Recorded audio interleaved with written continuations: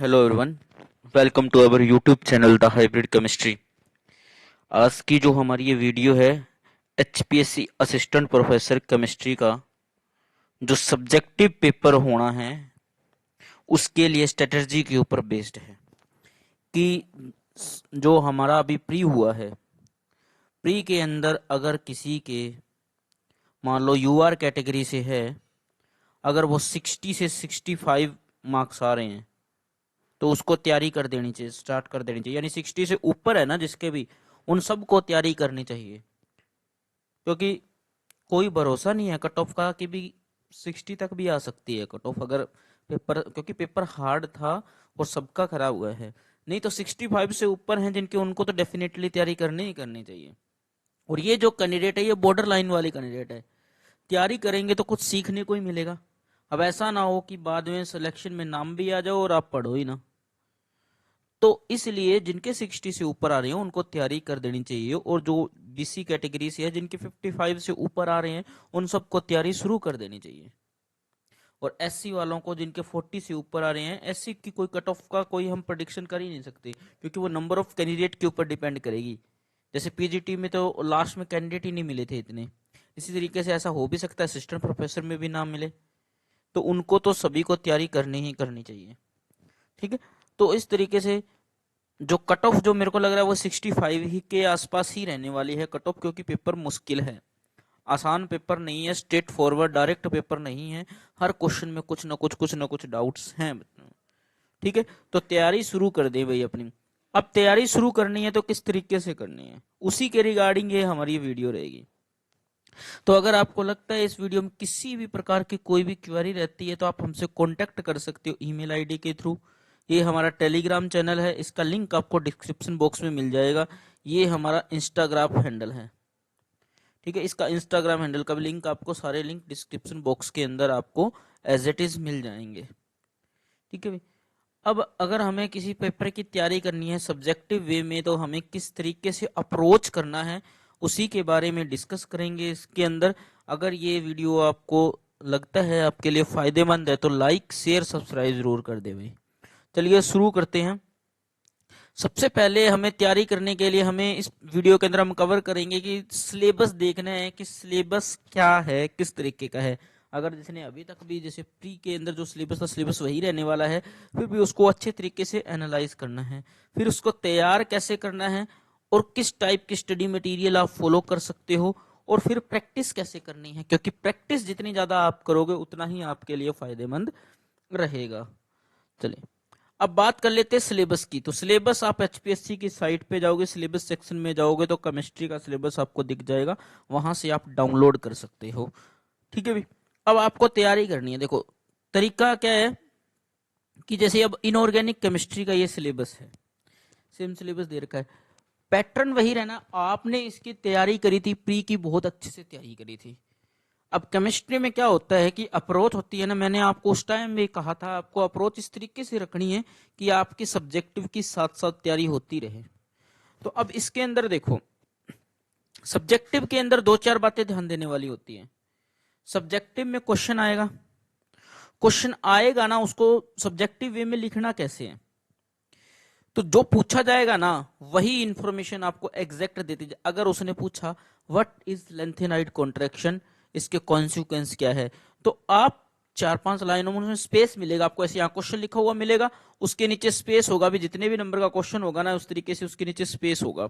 उसी स्पेस को एनालाइज कर लेना है, आपको पता लग जाएगा कि भाई 5 नंबर के लिए 1 पेज है या 2 पेज है या 10 नंबर के लिए कितने पेज है। तो उस पेज के अंदर अपने माइंड के अंदर उसका एक फ्रेमवर्क बना लेना है उस क्वेश्चन का। जैसे क्वेश्चन आया कि लेंथेनाइड कॉन्ट्रैक्शन क्या है, उसके कॉन्सिक्वेंस क्या है, तो आप लिखोगे लेंथेनाइड कॉन्ट्रैक्शन है क्या, उसकी डेफिनेशन वगैरह लिखोगे, एग्जाम्पल लिखोगे, फिर उसके कॉन्सिक्वेंस को एक्सप्लेन करते हुए चलोगे। इस तरीके जैसा आपने पढ़ा है ना एज इट इज वही लिख देना। जरूरी नहीं है कि वो किस लैंग्वेज लिखनी है, कि भाई बुक के अंदर इस तरीके से लिखा हुआ है, ये स्टेटमेंट ऐसी होनी चाहिए, ये स्टेटमेंट ऐसी होनी चाहिए। सब्जेक्टिव का इससे कोई लेना देना नहीं होता है। सब्जेक्टिव का है आपको स्ट्रेट फॉरवर्ड डायरेक्ट आंसर्स करने हैं जो भी आप लिखोगे।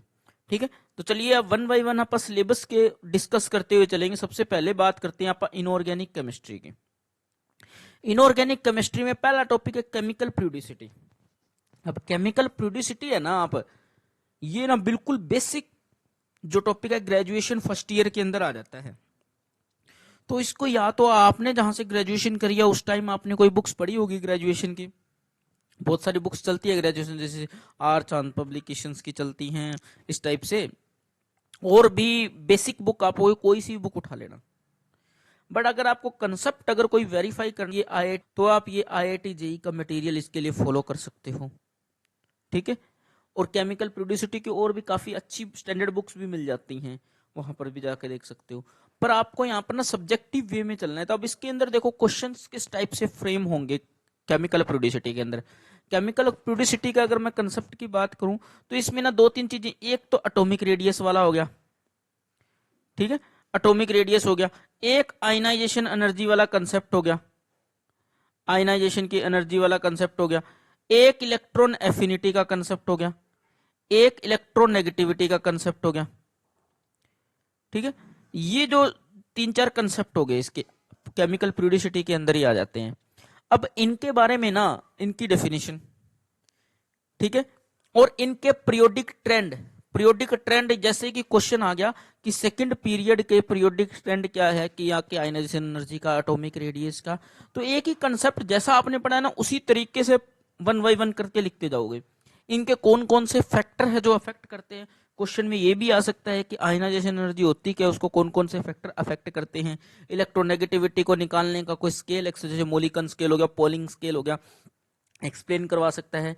पर ज्यादातर इसका क्वेश्चन आएगा पीरियोडिक ट्रेंड के ऊपर आएगा कि ये होता है, ये क्यों नहीं होता, इस टाइप का क्वेश्चन आएगा स्टेटमेंट को जस्टिफाई करने वाला, कि जस्टिफाई यूर आंसर, इस टाइप के क्वेश्चंस में। और लास्ट के अंदर एक क्वेश्चन बनता है स्लेटर रूल वाला, जेड इफेक्टिव निकालने वाला, वो क्वेश्चन आ सकता है। इसकी तो केमिकल प्रोड्यूसिटी के अंदर सिंपल सी चीजें बनेंगी। तो क्वेश्चन मैंने बताया इस टाइप के क्वेश्चन है, तो इसी तरीके के सेटअप आपने प्री के अंदर जो पढ़ा है वो मोर देन इनफ है, वही चीजें हैं, बस इसके ऊपर अब आप क्वेश्चंस देख लीजिए। थोड़ी पढ़ने की कोई जरूरत नहीं है, आपने पढ़ रखी है अच्छी खासी, टाइम भी कम है उसी हिसाब से। तो आपको क्या करना है, सिर्फ क्वेश्चंस प्रैक्टिस करिए, क्वेश्चन आपको मिल जाएंगे इसके जो भी सब्जेक्टिव होंगे। आप उसके बाद है वेस्पर थ्योरी के अकॉर्डिंग बॉन्डिंग। इसके अंदर भी आपको कुछ नहीं पढ़ना, जो आपने प्री में किया है वही मोर देन इनफ है।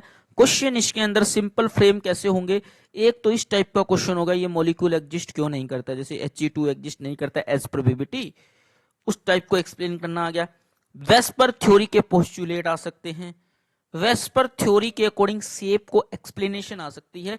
जैसे जैसे प्री के अंदर तो आ गया कि इसकी शेप क्या है, मेंस के अंदर सब्जेक्टिव में आ जाएगा कि भाई इसकी शेप को एक्सप्लेन करो कि भाई ये कैसे है, जैसे टीबीपी ही कैसे आई है।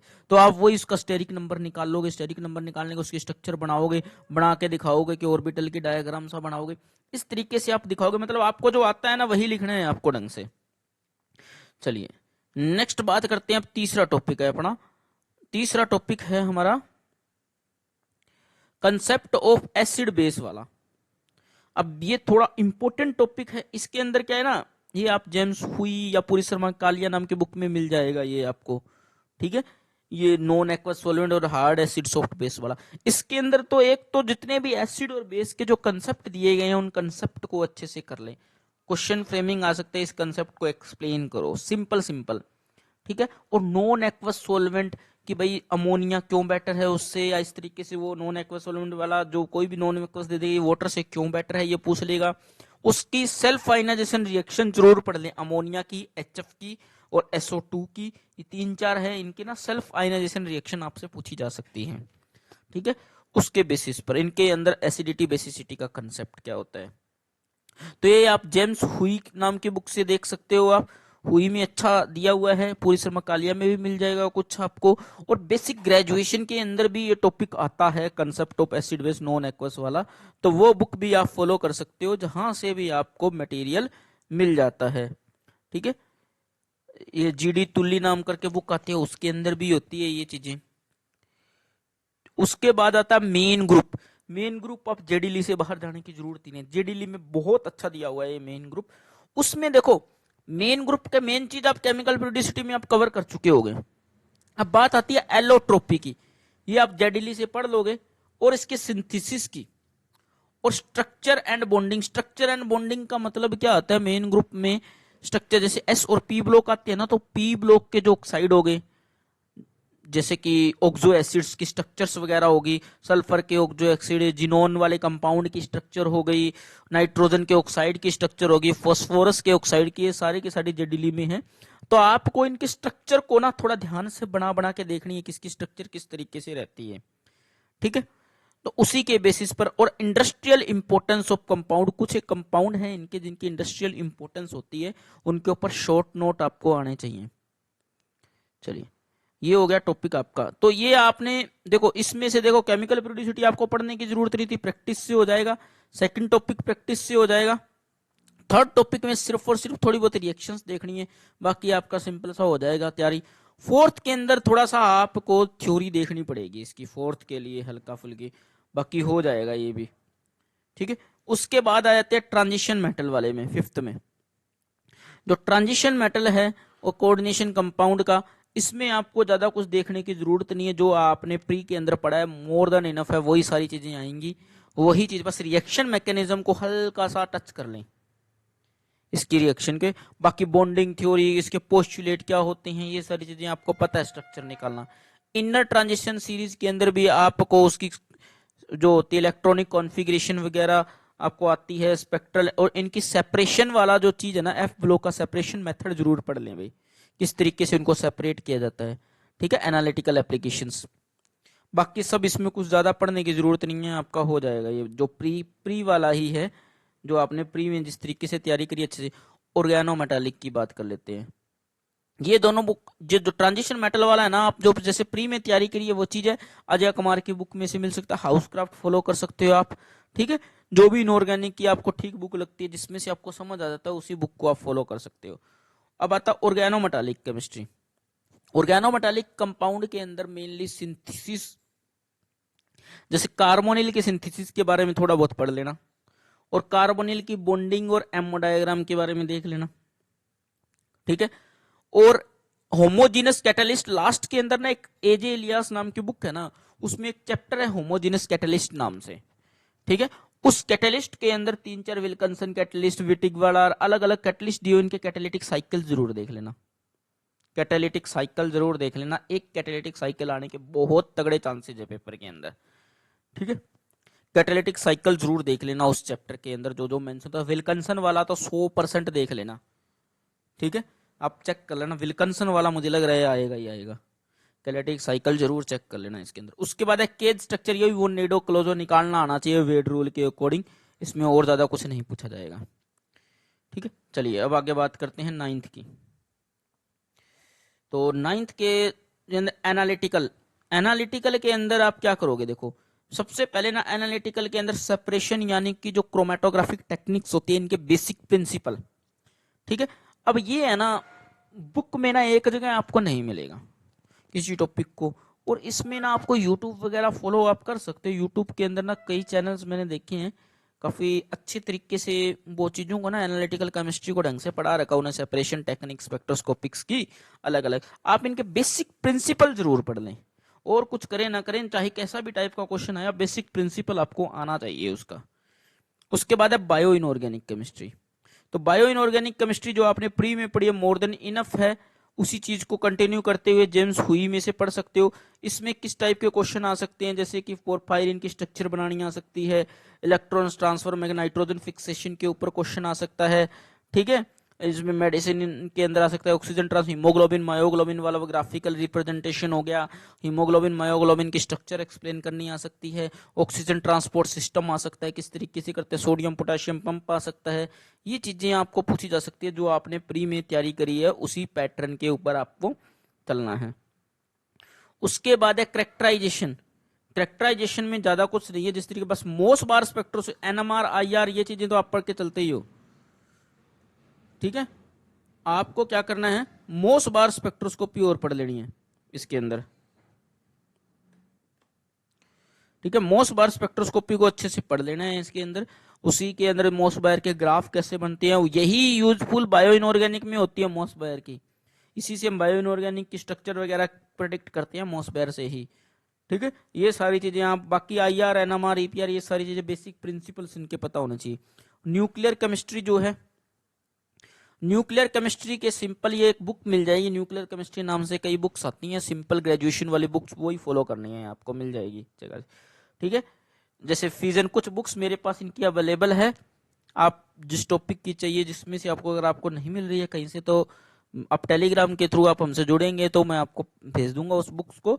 अगर आपको उस बुक्स में से पसंद आता है यानी कि समझ आती है तो कर सकते हो, नहीं तो आपके पास जो भी अवेलेबल बुक्स है वो जरूर पढ़ ले, उसी से पढ़ ले, ज्यादा इधर उधर भागने की इसमें जरूरत नहीं है। तो न्यूक्लियर फिजन फ्यूजन का प्रोसेस हो गया, nuclear reaction alpha beta gamma. अब इसमें ये भी पढ़ना है अल्फा का जो ग्राफ आता है डीके का, बीटा डीके का ग्राफ कैसा आता है, ये इस तरीके का ग्राफ आता है, किस तरीके का ग्राफ आता है इंक्रीजिंग वाला, ये चीजें आपको करते ये रहना है। ठीक है भाई, अल्फा बीटा गामा वाला ग्राफ कर लिया और ये सारी चीजें। फिर उसके बाद है रेडियो एनालिटिकल टेक्निक और एक्टिवेशन एनालिसिस, इसका भी एक अलग से टॉपिक है, जो मैंने बुक बोले उसके अंदर भी, जैसे अल्फा एक्टिवेशन वाला हो गया, बीटा एक्टिवेशन वाला हो गया, इस तरीके से। ठीक है, एक टॉपिक अलग से, इस टॉपिक में से भी क्वेश्चन, एक बड़ा क्वेश्चन बन सकता है। चलिए, स्टडी मटेरियल की जैसे मैंने बात करी थी, तो आप बुक अगर आप फॉलो करना भी चाहो तो आप स्टडी मटेरियल के आईआईटी वाला फॉलो कर सकते हो, जीडीली की बुक ले सकते हो, अजय कुमार से कुछ टॉपिक अच्छे हैं, हाउसक्राफ्ट से समझ आता है तो हाउसक्राफ्ट फॉलो कर सकते हो, ऑर्गेनोमेटालिक को आप बीडी गुप्ता से पढ़ सकते हो या अजय कुमार, दोनों में से जहां से पूरी शर्मा कालिया में से काफी अच्छे टॉपिक्स मिलेंगे आपको। कोई भी ग्रेजुएशन की बुक जो आपने फॉलो करी हुई है, जो भी आपको सही लगता है उसके, आपको बस ना सिलेबस पे स्टिक रहना है कि आपने लाइनें पढ़ ली तो सही है, आपका सिलेबस तैयार है, फिर आपको प्रैक्टिस से ही पता लगेगा कि इसमें किस टाइप के क्वेश्चंस बन रहे हैं। अब आ जाओ फिजिकल केमिस्ट्री के ऊपर। तो फिजिकल केमिस्ट्री के अंदर क्वांटम है, ये चीजें आपने पहले पढ़ी है, पोस्टुलेट वगैरह, ये बस इसमें ना पार्टिकल इन 1D बॉक्स की आप डेरिवेशन कर लेना, एक हाइड्रोजन एटम, और ये तीनों डेरिवेशन में से एक डेरिवेशन पेपर में मिलेगी। इनऑर्गेनिक तो आसान है, बट फिजिकल थोड़ी सी टफ लगेगी क्योंकि इसमें आपको डेरिवेशंस वगैरह पढ़नी पड़ेगी। तो इन तीनों डेरिवेशन को अच्छे से पढ़ लेना, तीनों में से एक पेपर में जरूर आएगी। उसके बाद बात करते हैं अपन वेरिएशनल और परटर्बेशन मेथड, इनका बेसिक्स आपको पता होना चाहिए, बाकी तो आप इंटीग्रेशन डेरिवेशन लगा के अगर क्वेश्चन आता भी है तो कर दोगे।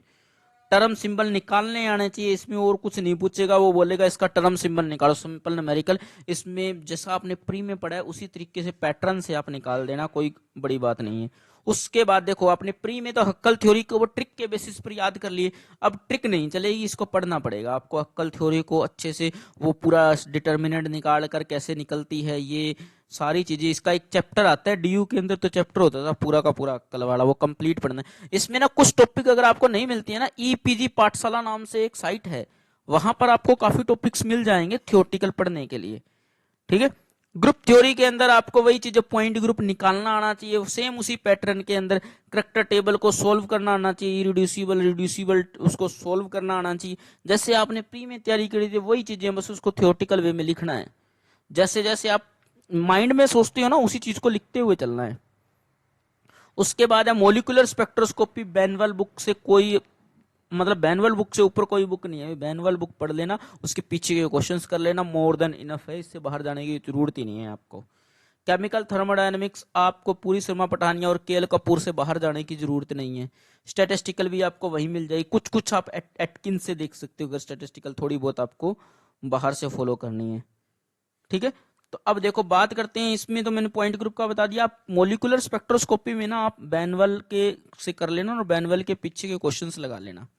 अब केमिकल थर्मोडायनेमिक्स में से एक डेरिवेशन आनी है पेपर में, अब उसमें से आ क्या सकता है अभी, एक तो मैक्सवेल रिलेशंस के ऊपर, ठीक है, ये वाला जो temperature dependence of thermodynamic quantity, इसके ऊपर डेरिवेशन आ सकती है। और ली चैटलियर प्रिंसिपल तो सिंपल सा ही है, गिव्स फेज रूल। ठीक है, और अगर बात करें, ये नॉर्मल नॉर्मल चीजें हैं, ideal solution, non ideal solution, जो 12th के अंदर आपने पढ़ा वो चीजें पढ़नी है इसके अंदर। ठीक है, बाकी पूरी शर्मा पठानिया से आप बुक से पढ़ोगे ना, उसमें आपको समझ आ जाएगा भी किस टाइप के इसके अंदर फ्रेमवर्क बन रहा है पेपर के अंदर। जरूरी नहीं है पूरी यूनिट नहीं पढ़नी है, आपको ना स्टिक रहना है सिलेबस के ऊपर की लॉज, आपको तीनों लॉ पढ़ लेने हैं थर्मोडायनेमिक्स के। स्टेट एंड पाथ फंक्शन होते क्या हैं, उनकी एप्लीकेशन क्या है, ये टॉपिक्स पढ़ लिया आपने। Thermodynamic description of the processes, जितने भी प्रोसेस होते हैं एडियाबैटिक और इन सब की, इसमें वर्क डन कैसे निकलता है, इन सब को निकालना आना चाहिए आपको। क्वेश्चन आ गया एडियाबैटिक में वर्क डन निकाल के दिखाओ, आपको आना चाहिए भाई डेरिवेशन इसकी। मैक्सवेल रिलेशनशिप को निकालना आना चाहिए, ठीक है। टेम्परेचर डिपेंडेंस के ऊपर इक्वेशन, ली चैटलियर प्रिंसिपल क्या होते हैं, इनके कौन कौन से फैक्टर होते हैं, ये सारी चीजें आपको करनी आना चाहिए। वो कहते हैं ना इनर्ट के अंदर आप ऐड करते हो तो वो चेंज नहीं होता है, इस टाइप का क्वेश्चन फ्रेमवर्क हो सकता है, ये सारा उसी के अंदर मिल जाएगा आपको। स्टैटिस्टिकल के अंदर न्यूमेरिकल आ सकता है भाई, स्टैटिस्टिकल के अंदर। उसके बाद आती है इलेक्ट्रोकेमिस्ट्री में, इसे पक्का आएगा न्यूमेरिकल एक, किस टाइप का, नॉन्स्ट इक्वेशन के ऊपर न्यूमेरिकल, नॉन्स्ट इक्वेशन की डेरिवेशन या नॉन्स्ट इक्वेशन के ऊपर न्यूमेरिकल। इलेक्ट्रोकेमिकल सेल की डेरिवेशन आ सकती है, इसके ऊपर न्यूमेरिकल आ सकता है, ठीक है। डिबाय हक्कल थ्योरी इलेक्ट्रोलाइटिक कंडक्टेंस के ऊपर न्यूमेरिकल आ सकता है, कोरलोस लॉ के ऊपर बेस्ड, ठीक है, उसकी एप्लीकेशन लिखने को आ सकती है। और ये टाइट्रेशन वाला ग्राफ प्लॉट करने को आ सकता है कि भाई आप ग्राफ बनाओ स्ट्रॉन्ग एसिड स्ट्रॉन्ग बेस का कैसे आएगा और उसको एक्सप्लेन करो, इस टाइप के क्वेश्चन। ये जो प्री में पढ़ा है वो काफी है, ज्यादा कुछ पढ़ने की जरूरत नहीं, आप डायरेक्ट क्वेश्चंस लगाइए इसके अंदर, आपको फालतू पढ़ने की जरूरत नहीं है इसमें। केमिकल काइनेटिक्स भी आप डायरेक्ट क्वेश्चन लगा सकते हो, आपने जो पढ़ा है वो मोर देन इनफ है इसके अंदर, केमिकल काइनेटिक्स के अंदर, ठीक है। स्टडी स्टेट अप्रोक्सीमेशन वाले पार्ट्स को जरूर पढ़ लेना, दो तीन जैसे HBr वाली रिएक्शन होगी, इनको अच्छे से पढ़ लेना। आ सकता है कि HBr का पूरा मैकेनिज्म ही आ जाए पेपर के अंदर। उसके बाद है कोलोइडल के अंदर, कोलोइडल के अंदर आपको ना प्रॉपर्टीज ऑफ कोलोइड, जैसे कौन कौन से मेथड होते हैं, ठीक है, ये चीजें आपको देखने की जरूरत है। ये चैप्टर पूरी शर्मा पठानिया में आपको मिल जाएगा। सॉलिड स्टेट KL कपूर से करनी है आपको, KL कपूर से बाहर नहीं जाना है। KL कपूर के question as it is paper में मिल सकते हैं, आप देख लेना। KL कपूर के अंदर जो क्वेश्चन दिए हुए होते हैं ना, एज इट इज उठा सकती है आपको HPSC। तो KL कपूर को ढंग से चेक करना, उसके क्वेश्चन नहीं छोड़ने हैं KL कपूर के, बीच बीच में सॉलिड स्टेट में जो दिए हुए हैं। इसी तरीके से पॉलीमर भी आपको मिल जाएगा।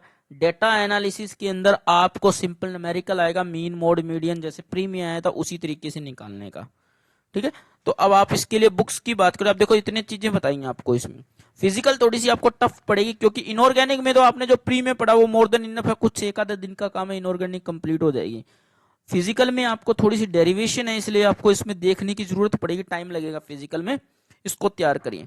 तो इस बुक की बात करूं तो मेनली स्टिक रहना इन दो बुक के ऊपर, इन दोनों बुक के आपको क्वेश्चंस भी लगाने हैं जो दिए होते हैं अनसोल्व्ड क्वेश्चन, ठीक है।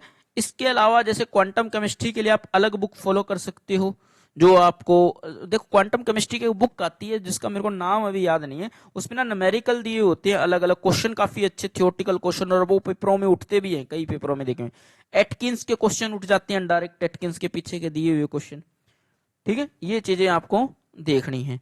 अब आ जाओ आयुपैक के अंदर, आयुपैक के अंदर तो वही आयुपैक नोमेनक्लेचर, इसमें पढ़ने की कुछ खास जरूरत नहीं है, ठीक है, जो आपने करा है इसमें भी सच कुछ जरूरत नहीं है ज्यादा। इसमें पता क्या आ सकता है, स्टीरियो सिलेक्टिविटी, जैसे अभी एक वो ब्रोमीन वाला क्वेश्चन आया था, ऐसा ही क्वेश्चन दे देगा, अभी इसको एक्सप्लेन करो, मैकेनिज्म के साथ एक्सप्लेन करना होगा बस, इसी टाइप से कि भाई इसमें ना इंशोमर बनेंगे क्या बनेंगे, इस तरीके से आपको एक्सप्लेन करना। एरोमेटिसिटी आपको निकालनी आ जाएगी कि भाई which of the following compound aromatic, उसको प्रूफ करो, ऐसे नॉर्मल क्वेश्चंस। अब इंटरमीडिएट के अंदर तो भाई रिएक्शंस आ गई है, कौन सा इंटरमीडिएट बनेगा, या आ सकता है कार्बोकेटायन के ऊपर लिखो भी उसकी हाइब्रिडाइजेशन क्या होती है, किस तरीके से आती है, किसके अंदर कौन सी रिएक्शन के अंदर ये बनते हैं, उन्हें रिएक्शन के बेसिस पर क्वेश्चन आ सकते हैं, ठीक है। उसके बाद बात करते हैं ये रिएक्शन, ये तो पूरा कंप्लीट मैकेनिज्म के टर्म में ही आएगा रिएक्शन पाथवे। इसमें आप जैसे कोई रिएक्शन दी एलिमिनेशन की कि भाई इसका मैकेनिज्म लिख के दिखाओ, ऐसे क्वेश्चन इसमें बनेंगे, ठीक है, वो आप लिख सकते हो, अगर आपको आता है ना निकालना, सेम उसी पैटर्न पे चलते रहना।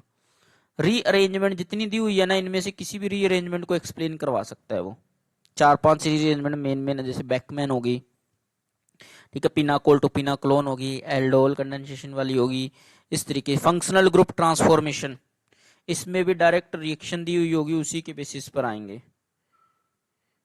ठीक है। उसके बाद कंसेप्ट ऑफ रेट्रो वाला प्रोटेक्टिंग डी प्रोटेक्टिंग ग्रुप के अंदर भी केमिकल रिएक्शन के ऊपर बेस्ड क्वेश्चन आएंगे, ठीक है। एसिमेट्रिक सिंथेसिस के अंदर भी आपको रिएक्शन बेस्ड क्वेश्चन आएंगे, जैसे आपने जो तैयारी करी है प्री वाला ही चल जाएगा इसके अंदर ज्यादा। पेरिसाइक्लिक के अंदर भी आपको जैसे प्री में तैयारी करी थी वही काफी है, इससे ज्यादा पढ़ने की जरूरत नहीं है, वही चीजें आपको रिएक्शन दी हुई होगी, इसको कंप्लीट करके प्रोडक्ट बनाओ कैसे बनेगा, इस तरीके के क्वेश्चन आपको देखने को मिलेंगे। हाँ, हेट्रोसाइक्लिक के अंदर आपको हो सकता है सिंथेसिस का मैकेनिज्म आ जाए, उनको एक्सप्लेन करना था, रीजनिंग वाला क्वेश्चन आ सकता है। उसके 3 पोजीशन पर ये अटैक क्यों होगा, 2 पर क्यों नहीं होगा, ये एक्सप्लेनेशन आ सकती है आपको। ठीक है, जैसे क्वेश्चन आया हुआ था ना प्री के अंदर भी, उसके 3 पर मेजर बने, ये आ जाएगा 3 पर ही क्यों बनेगा, 2 पर क्यों नहीं बनेगा। इस टाइप का क्वेश्चन आ सकता है। इसकी रिएक्टिविटी का ऑर्डर आ सकता है, इसमें से एक क्वेश्चन आपको देखने को मिलेगा। तो हेट्रो को अच्छे से स्ट्रॉन्ग कर ले। कार्बोहाइड्रेट्स में से यही ग्लूकोज और इनकी स्ट्रक्चर बनाई जा सकती है। न्यूक्लिक एसिड की, टर्पिन की, इनकी स्ट्रक्चर के ऊपर बेस्ड क्वेश्चन आ सकता है। और पेप्टाइड सिंथेसिस यानी कि अमीनो एसिड्स के ऊपर क्वेश्चन आ सकता है। IRUE वाले क्वेश्चन आपसे हो जाएंगे, इसमें कुछ खास नहीं है। ठीक है, तो अगर मैं बात करूं मेनली, अब बुक्स की बात करें तो मेहता एंड मेहता के ऊपर ज्यादा स्टिक रहना है। कुछ बुक को टॉपिक आपको जगदम्बा के अंदर भी अच्छे मिलेंगे, क्लेडन के अंदर भी देख सकते। स्पेक्ट्रोस्कोपी आपको पाव्या से पढ़नी है, इससे बाहर नहीं पढ़नी। पाव्या में एक चैप्टर है कंबाइन स्ट्रक्चर प्रॉब्लम, जिसमें 30 क्वेश्चन है। मैं रिकमेंड करूंगा उन 30 क्वेश्चन को आप जरूर लगाएं। अगर आप 30 से 35 क्वेश्चन, 35 है पता नहीं 30 है, ऐसे कुछ क्वेश्चन है, इनको आप जरूर लगाएं। अगर आपने ये लगा लिए तो स्पेक्ट्रोस्कोपी के सारे क्वेश्चन आपसे हो जाएंगे, जो भी पेपर में आना है इससे बाहर नहीं मिलेगा आपको। सारे कंसेप्ट 29 से 35 क्वेश्चंस में कवर हो जाएंगे। चैप्टर का नाम है कंबाइन स्ट्रक्चर प्रॉब्लम, जरूर करें। ठीक है भाई, तो इस तरीके से इनडिसिप्लिन जो इंटरडिसिप्लिनरी होती हैं, तो नॉर्मल क्वेश्चन जो आपको प्री के अंदर तैयार करें है ना, उसी के बेसिस पर आपको लिखने को आ सकता है। कोई छोटा मोटा क्वेश्चन आ जाएगा इसमें से। अगर मैं मेनली बात करूं ना, तो जैसे कि मेन ध्यान देने वाली बात है इसके अंदर, अगर आपको ध्यान देना है तो नॉन एक्वस सॉल्वेंट पर जरूर थोड़ा सा ढंग से देखना। और इसके अंदर बाकी आप कर ही लोगे, इसमें सच कुछ खास नहीं है। और बायो इनऑर्गेनिक वाले टॉपिक को अच्छे से पढ़ना। एक क्वेश्चन आपको देखने को मिलेगा बायो इनऑर्गेनिक से, 100% मिलेगा। हो सकता है नाइट्रोजन फिक्सेशन ही मिल जाए। अच्छे से करना नाइट्रोजन फिक्सेशन को। दूसरी चीज और मैं क्या कहूंगा, इसके अंदर आप एलोट्रोपी के ऊपर एक क्वेश्चन आपको देखने को मिल सकता है, ये की स्ट्रक्चर वाला और ये किसी शेप वाला। देखो ये मोस्ट इंपोर्टेंट क्वेश्चंस में हाईलाइट कर रहा हूं, इन टॉपिक्स को तो आपको बिल्कुल इग्नोर नहीं करना है। और ऑर्गेनोमेटालिक के अंदर आपको जो ये आप नेट गेट के लिए पढ़े काफी है, ये होमोजीनियस कैटलिस्ट वाले को इग्नोर नहीं करना है, ऑर्गेनोमेटालिक को। ठीक है, ये स्पेक्ट्रल एंड मैग्नेटिक प्रॉपर्टी को इग्नोर नहीं करना है आपको, बिल्कुल इग्नोर नहीं करना है इसमें से। और इसमें से आपको ये रेडियो एनालिटिकल एक्टिवेशन टेक्निक को इग्नोर नहीं करना है आपको, फ्यूजन फ्यूजन वाला। उसके बाद आपको फिजिकल केमिस्ट्री की बात करूं, आपको इसमें पार्टिकल एंड 1D बॉक्स को इग्नोर नहीं करना है। इसमें से आपको टर्म सिंबल और निकालने को इग्नोर नहीं करना है। हक्कल थ्योरी को इग्नोर नहीं करना है आपको। पॉइंट ग्रुप निकालने के तरीके को इग्नोर नहीं करना, और करेक्टर टेबल को। उसके बाद मोलिकुलर स्पेक्ट्रोस्कोपी बैनवल को इग्नोर नहीं करना है। इसके अंदर आपको ली चैटलर प्रिंसिपल को इग्नोर नहीं करना है। ठीक है, फेज डायग्राम बना के देखने हैं। और आइडियल जो 12th वाला सॉल्यूशन वाला चैप्टर अच्छे से कर लेना। इसके अंदर आपको काइनेटिक थ्योरी ऑफ गैसेस, जो ये न्यूमेरिकल है ना, इसके न्यूमेरिकल करके देख लेना एटकिंस से। इलेक्ट्रोकेमिस्ट्री के अंदर आपको इलेक्ट्रोकेमिकल सेल को इग्नोर नहीं करना है। ठीक है, कोरलोस लॉ वाली चीजें। और ये लास्ट वाला इस टॉपिक को तो बिल्कुल इग्नोर नहीं करना, कंडक्टोमेट्रिक एंड पोटेंशियोमेट्रिक टाइट्रेशन। ठीक है, उसमें स्टेडी स्टेट अप्रोक्सीमेशन के बेसिस पर रिएक्शन मैकेनिज्म निकालते हैं, ये टॉपिक को बिल्कुल इग्नोर नहीं करना आपको सब्जेक्टिव के पॉइंट ऑफ व्यू से। सॉलिड स्टेट में ब्रैग्स लॉ को इग्नोर नहीं करना है। डाटा एनालिसिस वाला हो जाएगा, ये चीजें होगी। ऑर्गेनिक में आपको conformation and configuration, conformation isomerism को इग्नोर नहीं करना, काफी अच्छे से पढ़ना है आपको। एरोमेटिविटी वाला टॉपिक से एक क्वेश्चन बनेगा ही बनेगा, 5 नंबर का आ जाए चाहे 10 नंबर का आ जाए, 100% क्वेश्चन आएगा। और इसके अंदर आपको ऑर्गेनिक ट्रांसफॉर्मेशन के अंदर नहीं, एसिमेट्रिक के अंदर पेरिसाइक्लिक से एक क्वेश्चन डेफिनेटली आएगा। हेट्रोसाइक्लिक से डेफिनेटली आपको क्वेश्चन देखने को मिलेगा। एक स्पेक्ट्रो का क्वेश्चन आपको 100% देगा, मतलब टोटल वही 15 क्वेश्चन करने होते हैं, तो कुछ एक क्वेश्चन तो आपको स्पेक्ट्रो वाला 100% मिलेगा, ये हेट्रोसाइक्लिक वाला 100% मिलेगा आपको। ठीक है, इस तरीके से आपको ध्यान देते हुए करना है। तो अगर आपको किसी भी प्रकार की क्वेरी हो, आप हमसे कांटेक्ट कर सकते हैं। अब आपको क्वेश्चन प्रैक्टिस करने हैं, तो आप है ना, जैसे मैंने बताया पहले, तो ना 5-7 दिन के अंदर जो जो मेन टॉपिक है ना, इनको देख लें कि भाई इसमें से ये थोड़ा सा मेरा रह गया था। ठीक है, फिर आपके पास 20 दिन बचेंगे ना, उसके अंदर आपको क्या करना है, एचसीएस के क्वेश्चंस लगाने हैं। अब देखो, दो चीजें, एचसीएस का सिलेबस थोड़ा सा अलग है, अपना सिलेबस अलग है, तो जरूरी नहीं है उसके सारे क्वेश्चंस लगाने हैं, आपको वही क्वेश्चंस लगाने हैं जो आपके सिलेबस से लिंक्ड करते हैं। फिर यूपीएससी के लगा सकते हो आप, डिफरेंट स्टेट पीएससी के सब्जेक्टिव पेपर उठा सकते हो, जियो केमिस्ट के पेपर उठा सकते हो आप। ठीक है, इस तरीके से आपको कोई बुक्स के पीछे के क्वेश्चन उठा सकते हो आप।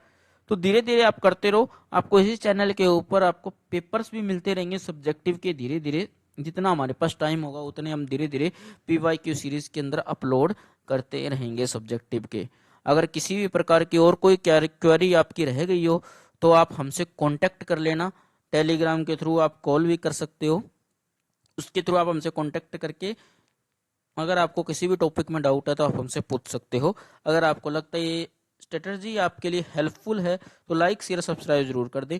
देखो, इसमें मेन चीज यही है, आपको ज्यादा कुछ नहीं करना है, मैं बार बार बता रहा हूँ आपको। प्री का जो पढ़ा है वही चीजें हैं, बस उसको लिखने के पॉइंट ऑफ व्यू से कैसे तैयार कर सकते हो। कुछ टॉपिक ऐसे हैं जिनको आप डायरेक्ट पढ़ जाते हैं, वही चीजें आपको देखनी है। चलिए, धन्यवाद।